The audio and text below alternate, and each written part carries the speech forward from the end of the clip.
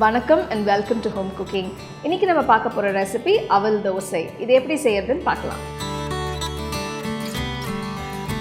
ஒரு பாத்திரத்துல பச்சரிசி 2 கப் போட்டு 1/4 டீஸ்பூன் வெந்தயத்தை போட்டு தேவையான அளவு தண்ணியை ஊற்றி இது ஒரு 2 மணி நேரம் ஊற வைக்கணும். இன்னொரு பாத்திரத்தில் 1 கப் அவல் 1/2 கப் தயிர் இதையும் சேர்த்து நல்லா மிக்ஸ் பண்ணி 1 மணி நேரம் ஊற வைக்கணும். இப்போ பச்சரிசியும் அவலும் நல்லா ஊறி போச்சு. ஒரு மிக்ஸி ஜாரில் இந்த ஊற வச்ச பச்சரிசியும் இந்த ஊற வச்ச அவலையும் சேர்த்து தேவையான அளவு உப்பு தேவையான அளவு தண்ணியை ஊற்றி நல்லா அரைக்கணும்.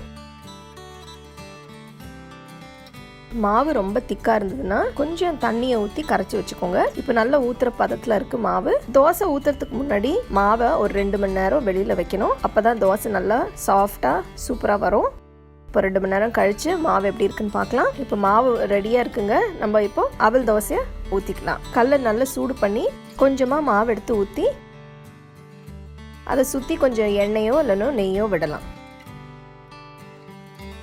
இப்போ தோசையை பார்த்தீங்கன்னா அப்படியே கொஞ்சம் வெந்த பிறகு எடுத்துடணும், திருப்பி போடக்கூடாது.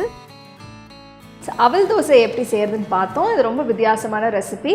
தோசை நல்லா சாஃப்டாக இருக்கும். இது நீங்கள் சட்னி, சாம்பார் இல்லைன்னா பொடி வச்சு கூட சாப்பிட்லாம். ஸோ இந்த அவல் தோசையை நீங்கள் உங்கள் வீட்டில் ட்ரை பண்ணி ருசிச்சு சாப்பிடுங்க. You can get a copy of our first edition of the home cooking book on Amazon and 21 Frame.